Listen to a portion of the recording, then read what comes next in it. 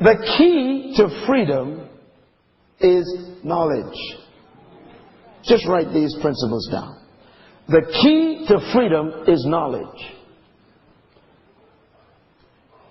And the key to knowledge is truth. The key to knowledge is truth. And the key to truth is the manufacturer. I repeat, there's a principle. The key to truth is the manufacturer.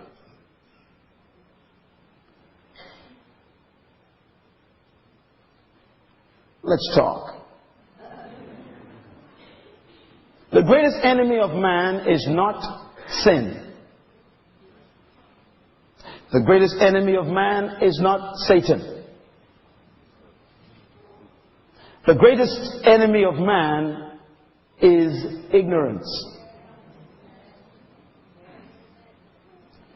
Ignorance is the cause of all destruction. As a matter of fact, we blame so many things on this entity that we call devil that we've become irresponsible lately. We eat bad, get sick, and then blame it on the devil. Uh-oh.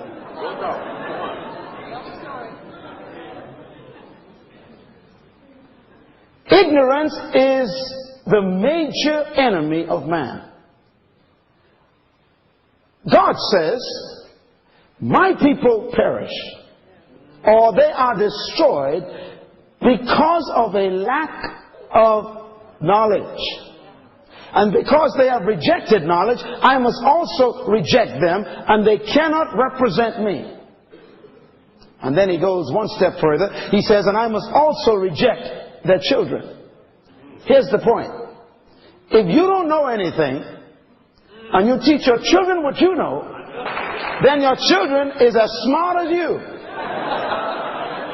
Write this down. All I know is what I've learned. No matter how many books you bought, you only know the ones you read. Some of you bought books last year and haven't cracked the pages yet. And you show people your library and try and impress them with what you don't know. You bought videotapes and haven't burst the plastic on it yet. You bought cassette tapes and haven't listened to them yet. You see, buying information doesn't give you revelation. Now here's what God says about that. He says, because you have rejected knowledge, I must reject you. It's impossible to reject something that was not available. Therefore, your ignorance was a decision. 90% of the knowledge you need is right in your house in a book you never read. That's good. Every time you pass a library, knowledge incriminates you.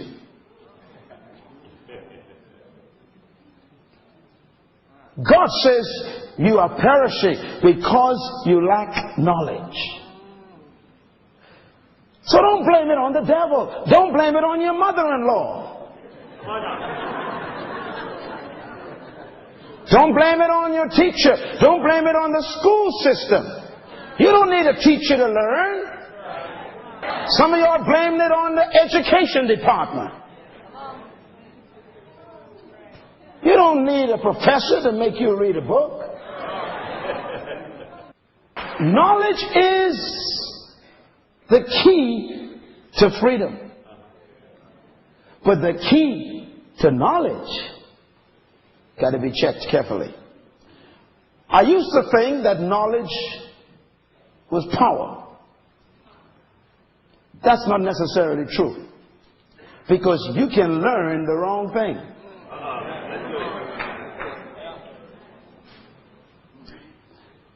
Jesus said the only thing that can set you free is not knowledge, but knowledge of the truth. Now I mentioned to you that truth, the key to truth is who? The manufacturer. What do I mean by that? The manufacturer is the only one who knows the truth about his product. Let me try it one more time. The manufacturer is the only one who knows the truth about his product. Everybody else is experimenting. Everybody else is guessing. And everybody else has opinions. The manufacturer knows the truth about his product. That's why you shouldn't get information from anyone else except the manufacturer. Don't even believe the retailer, because he's in business for sales. Oh, it helped me tonight. That's why I don't trust humans to tell me who I am.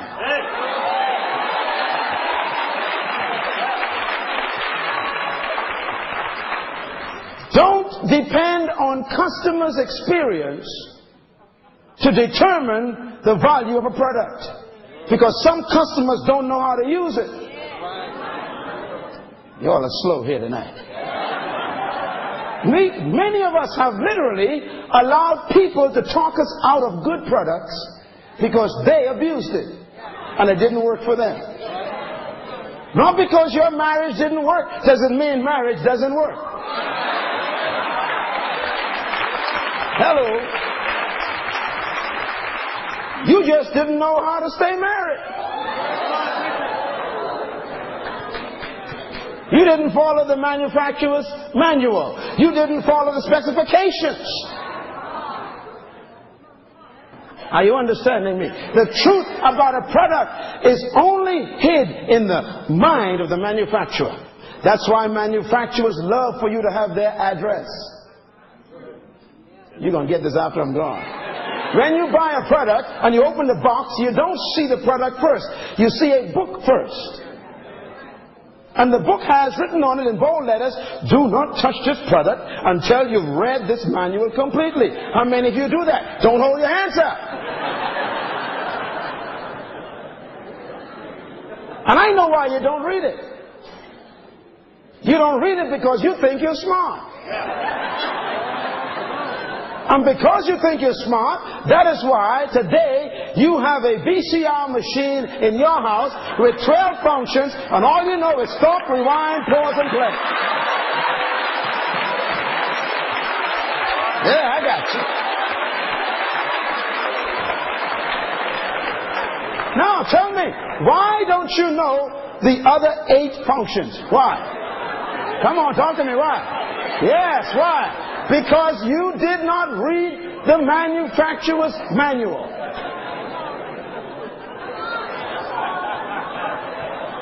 Now, that machine has the potential to produce 12 functions, but you are only experiencing 4.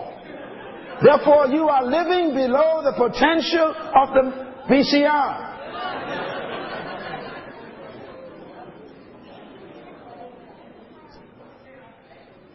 What is a manual? Write the word manual down. I want to show you something that will help you forever. The word manual is, if you check it, you'll see it's spelled this way. M-A-N-U. Do you see that there? Manu. It's from a Latin word which means to make or maker. Manu.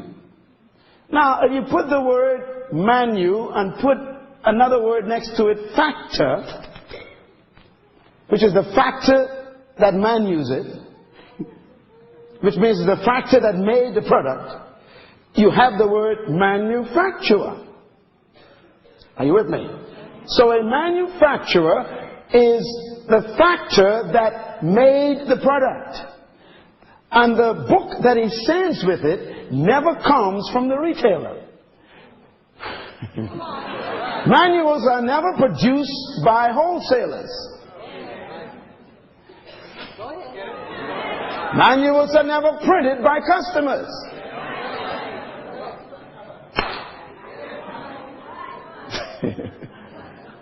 It's called a manual because it's from the manufacturer, which means the manual means the maker's mind. Write it down. It means the maker's mind. What the maker did was took his mind and put it on paper and sent it with his product. So that when you read the manual, you're reading his mind about his product. And he's telling you, don't attempt to operate this product until you've read my mind completely.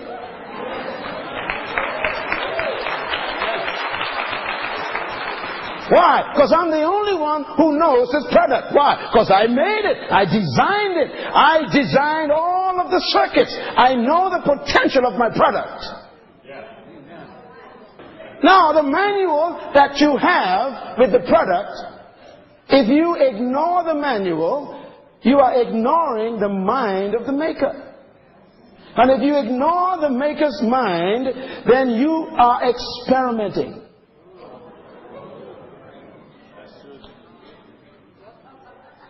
People who have read the manual do not experiment. They know what to do. They know how to get out of the product which is in there. Because they know the mind of the manufacturer concerning his product. I want to invite you to consider where you came from. What company produced you? It's a good question. Sony produced Sony products. Mercedes-Benz produced Mercedes products. Toyota produces Toyota products. Well, I came from God Incorporated. Oh, hallelujah. And my company is eternal. It's not registered with the Dow Jones average. It's not on the stock market exchange because its value is too much.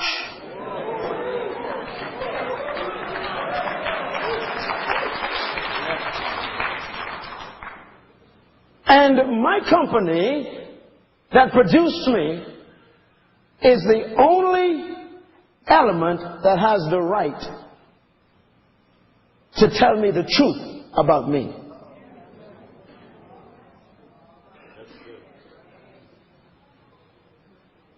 When the manufacturer produced me, he had in his mind a purpose. Every manufacturer creates products for specific purposes. And the purpose for which they make the product determines the design of it and the ability of the product.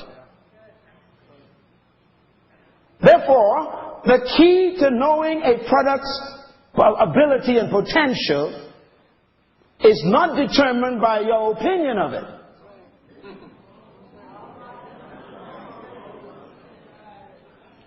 Let me take you one step further. Most of you came here in cars, and if you were to go outside and check your car, you'll discover something very strange. When you first buy a car, you sit in the driver's seat. If you check the speedometer registration, there's a number on that registration. The number of that car's registration may say 160. Some cars may say 210. Other cars may say even 280. Now, how could the manufacturer place on that registration of that speedometer that number? How can he tell you that this car can travel at 160 miles per hour? What gives him the audacity and the right to tell you, without your permission, that this automobile can travel at 160 miles per hour? He didn't ask you. And when he sold it, he placed it there, and he's daring you. He's telling you, try it. I guarantee that this automobile could travel at 160. I don't care what you think about it. I don't care what your opinion is. I made it, and I put in this car the horsepower and the piston power and the firepower to go at 160. You know, before they release the car, they test it first. So they're not asking you to test anything. It's already tested. They're asking you to use it. Now, if both for the last 30 years, 55 are 1 up, I should ask you, driving at 150, does that cancel the car's potential to travel at 160? No. Let me ask the question again. If you've been driving for the last 30 years at 55 miles per hour, does your experience cancel the car's ability? No. That's why you should not judge life by your experience.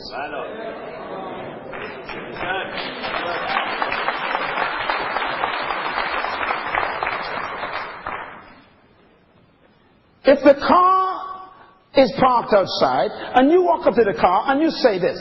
Now this is how it works. You say to this car, you are stupid. Can the car still travel 160? Yes. If you say to this car, I think you dumb and ignorant and backward, can it still travel 160? Yes. You say to this car, I don't like your color. Can it still travel 160? Yeah. Your opinion does not affect the potential of the car. Please write that down. Opinions do not change potential.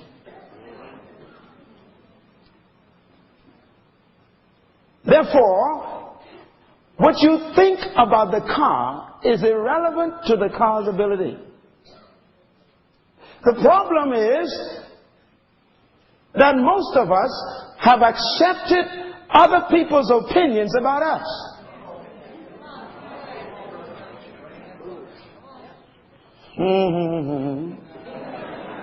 Now here's a strange phenomenon. If you've been driving at 50 miles per hour all your life, but you are capable of 150, and I come and pass you at 60, then you are impressed.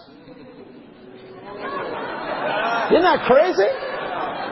Here you are driving 50 all your life, someone passes by making 60 miles per hour, and you go, wow. And what you don't realize is that you can make 160. The problem is, we are impressed by people who ain't doing nothing. That's why I never allow what you do to interfere with what I could do. As a matter of fact, I have come here to this conference tonight because I had to slow down to back up to some of you. Because you're going too slow in your life. And I've come to say to you, hey baby, press on it. Yeah. There's more inside of you than what you've done. God's not satisfied with your present accomplishments. And so don't allow people's opinions to interfere with your potential. Don't let anybody declare an opinion over your speedometer. Because God has buried in you untapped treasure. Society is a dangerous norm, and I don't want to be normal.